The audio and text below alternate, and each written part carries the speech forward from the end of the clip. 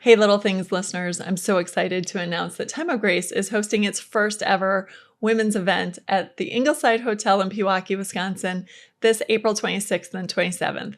Some of my favorite people will be there, and I'm guessing if you were along for the journey last summer when we did the faith journeys, they're going to be some of your favorite people too. I'm talking about Dr. Rhoda Woolley and Dr. Joan Prince, Lori Lorig, and all the Time of Grace female bloggers. Besides that, Pastor Jeremy Maddock will also be doing a live in-person evening encouragements. We can't wait to meet you and connect you to other Christian women. The event is called Unbreakable, Finding Strength to Face the Storms, and we hope to see you there. Find all the information in the episode notes. It will take you to the landing page so that you can register. See you in April.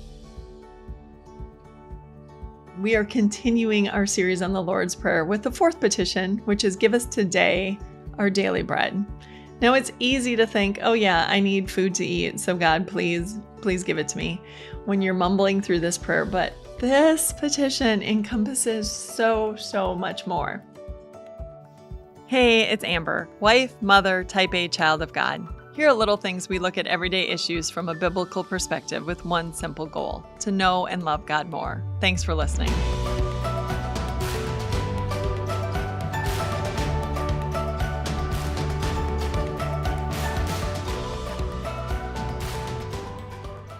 So Martin Luther, who wrote the Large Catechism, which is primarily what I'm using for my resource for this, he says, this petition is a prayer for everything that is necessary for sustaining and even enjoying life.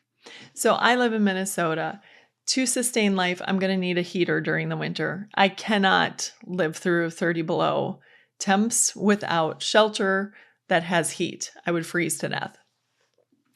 Now, I could live through 100-degree temps in the summer without air conditioning, but God, in His goodness, providing daily bread, often gives us much more than just our necessities.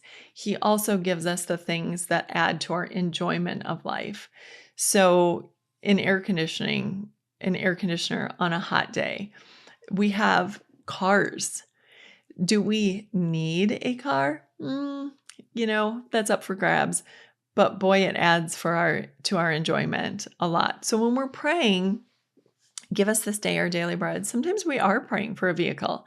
If we have a job that we need to drive to get there, and that is what we need to sustain our life, that job is providing so that we can buy our food and we can pay for our shelter. Then sometimes when we pray, give us this day our daily bread, we are actually praying, God, I'm going to need a car. I need a vehicle. I need transportation to get to and from. And so Luther says, it's not just about sustaining life. This petition is also about us enjoying life and asking God for it, who is a big God. We're going to get into that in just a little later, in just a bit. But he says this petition doesn't include just the oven and the flour bin, so for making bread, but the fields and the entire land which produces crops for us to eat. In this petition, we are praying that God would give us good conditions for growing, the sunshine, the rain, the weather that we need for harvesting. We're praying for the farmers who produce the food, but not just the farmers. Think of all the people that are involved in the food chain, from the people at the grain elevators, the people who transport the goods from one place to the next, the grocery stores that sell us the food, the bakeries, the restaurants. So many people are involved, and we are praying in this petition for all of them. When we are praying, Lord, give us this day our daily bread, we are praying, keep these lines of transportation open. Please help us to have good and safe roads so the semi-drivers can bring us the goods that we need. Thank you for railroads that bring the oil for the fuel. Thank you for the shipping lanes. Thank you that our country, our government is in communication and trade with other places so that we can get olive oil from Europe and items from China. Thank you for that. We are praying all these things. We're praying that these these modes of transportation, the people who are involved in them, all the way from the person who runs the ship to the person who is unpacking the ship, all the way up to our government officials who are making sure that trade continues. That is all involved and encompassed in this petition. We're not just praying for food, though. We're praying for clothing, for shelter, for a land that is at peace. Okay, so we have basic necessities that we need for life, including clothing. We need a place to rest our head that shelters us from the elements. And again, peace is not quote unquote necessary for life, but a lot of people are killed in war, and not necessarily because they're on the front lines, just from bombs, from stray bullets, from being in the wrong place at the wrong time. So we're not just praying about the very items that we need. We're praying for a country that is at peace, that can function as it needs to function in order to give its people everything that we need to sustain life. And it's not just our country at peace. We're praying for peaceful neighborhoods. If you have ever lived next to someone who is a quarrelsome neighbor, you know how difficult that can be. It certainly isn't necessary for life to have good neighbors, but as far as you enjoying life, having good neighbors is a huge part of that. In fact, I walk around my block often. I try to several days a week. I try to every day, but I don't get to it. And whenever there's a house that's for sale in my neighborhood, in this loop that I walk, I just pray that God puts good and wonderful neighbors in our neighborhood so that all of us can live at peace. I pray for godly people or people who are open to the gospel so that they might come to know Christ. And I know my own children are often either driving in our neighborhood, or years back they were biking or walking with friends. And I would pray that God would put safe people in our neighborhood so that my children were safe when they were walking and when they were doing their activities outside. That is a blessing from God. That is our daily bread to sustain life, to live in a peaceful place where we don't have to worry about neighbors taking things or constantly arguing with us or trifling over boundaries or, their dogs coming in our yard or whatever. So that also is encompassed in this commandment. Luther says we are praying for government and honest dealings. Again, that goes back to keeping our trade routes open, to, not charging us super elevated prices for food and things that people need. When you have people who can't afford food, when they can't get their basic necessities for life, that's not a good thing. We're praying for a government that supplies and does what it's supposed to do, which is help people to live and to sustain their life. And it's never too soon in this petition to think about all the things we should be praying in terms of being grateful to God for our farmers, being grateful for the weather, being grateful for all the people who work in these supply chains, being grateful for the government officials who go and talk in other countries and make treaties and trade with them. These are huge things. These are all blessings that, as we pray, give us today our daily bread. But how can you not also be praying and thank you, God, for all the ways that you have?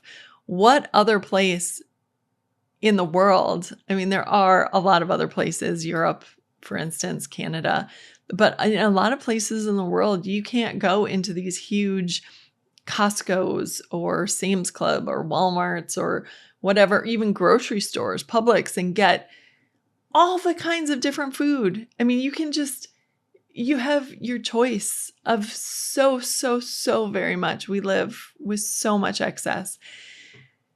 it's never too soon to start thanking God for that, or to at least have that on our mind as we're praying this petition. Luther says we ask that God cause our work, trade, or whatever we engaged in to prosper and to succeed, to favor us with faithful neighbors, good friends, and other such things. When I went through the book of Judges with some friends a couple years ago, that was one of the lessons that came out of it, is that we should be praying for our companies to prosper. My husband works for a hospital. When the hospital prospers, my husband's job is secure. And so while I don't want anybody to be sick, I would rather they didn't. I am grateful that there is a place where people can go when they need surgery, when they need help getting well. And so it is absolutely a good thing for us to be praying that our companies prosper and that they have good leadership, and that those good leaders govern their place of employment, their company, in such a way that it doesn't go bankrupt, that it doesn't go under, but that it serves the people it is meant to serve. That's a beautiful prayer to pray. And then also good friends. Luther included that in what we should ask for. That is something, especially having young adult children, I tell them it is a good thing to pray, to have good Christian friends. They are going to be your encouragement. They're going to keep you in the Word. They're going to keep you accountable. When you start to go off on a direction that is not godly, they're going to be the ones who stop you and say, hold on a second. I don't think God would have you go that route. Or I'm not sure that route is the route that you want to take if you want to get to here. And it's so hard to find Christian friends, especially as a young person. And so that is a good thing to be praying for. And it is part of our daily bread for sustaining our Christian life, for being spiritually well. We need those people around us who keep us in God's word and encourage us when we're down, and take us from looking at the world to, switching our point of view back to, hey, straight ahead. That's where you need to be looking. Go there. Forget about what the world says. Forget about what everybody else says you need at this point in your life. What does God say? We're asking also for God to do a good work through our police officers who keep our neighborhoods safe.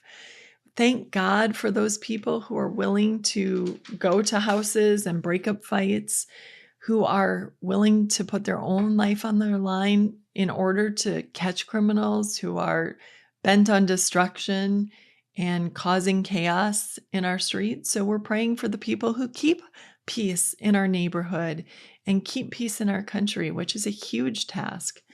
We're also asking God to protect us from disasters, all kinds of disasters, whether it's a financial collapse or a weather event. We're asking in this petition that God would maintain our country, our cities, our states, our towns, and that He would, by His good and gracious will, keep us prospering so that we can buy the things that we need and our neighbors can do the same. In this petition, we're also praying that God restrains Satan, because we've already talked about how Satan loves to bring about chaos. He loves to hurt people. He loves to bring misfortune. And in doing so, he loves to make us try to think that God is forgetting us, that look, He's not providing for you. If He really loved you, why would this have happened? And so we're praying that God restrains and thwarts all the plans of evil people. There are evil people bent on destruction. They want nothing more than to get everything for themselves, and they don't care who they have to get rid of in order to accumulate more. And so we're praying that God restrains the forces of evil, and not just for our nation. We don't want to go to war again. We don't want to see places at war. So many times lives are just lost. The young men I think of, especially, I have a 21-year-old son, and it's hard for me to watch, All Quiet on the Western Front and see all those young men who were killed. But it's not just that. There are sex offenders in our own neighborhoods, in our own cities, and we're praying that God restrains them, that He keeps those around us safe so that they do not fall victim to people who would harm them, who would cause destruction in their lives. We also know that so much of this is about gratitude, that really by the time we're done thinking about all the ways that God has provided for us in the past, all the ways that God has kept us safe, all the things that He has given us, not just to sustain life, but to enjoy life, it really does have to take us to a place of gratitude and living in there. God shows us how much He loves us by providing even for the wicked who refuse to acknowledge Him or give Him thanks. That is one of the great things about God. So all of us, we tend to be stingy towards people who are ungrateful or who don't even want to be around us. Why would I buy them a Christmas present? They don't want to be around me. They hate me, whatever. God is not that way. God provides. He gives sunshine to the righteous and the unrighteous. He allows crops to grow for the farmer who acknowledges Him and for the farmer who does not. God, in His grace, provides for people who curse Him, which is astounding in and of itself, but yet that is His grace. He allows them to be alive, to have a time of grace where they might learn about Him, hear, and turn to become a believer and to acknowledge Him. So that in and of itself is amazing that God works that way. And we can be praying that we would have more of that heart, to have love in our hearts for people who don't care for us, who actually persecute us, who think Christians are terrible. In this prayer and in this petition, we can be praying for that, which we are going to get to later on. When we receive these gifts from God, it needs to be with a thankful heart. And I know that many of us pray before we eat. And as my kids have gotten older, I don't like to just mumble a table prayer anymore. That is, rote. That is great when they were preschool and, grade school even. But these days I like to really thank the Lord for just bringing us all together and for this food that we have at our disposal, the good food, and for the effort that was put into making it and our health so that we could, think about just that, what it takes to prepare a meal, to clean up from a meal, to go shopping for the ingredients for the meal. If you don't have your health, you know how hard it can be to go do those things. So even in just the preparation after we have all the ingredients, God is so good. He is so good to give us so much and to provide for us in unexpected and amazing ways. And in this petition, we are praying that He continues to do so, that He thwarts Satan and destruction from any means. And we're also praising Him and thanking Him for the ways He has done it in the past and the ways that we are sure He's going to do it in the future. This has been Little Things, because in God's kingdom, the little things are the big things.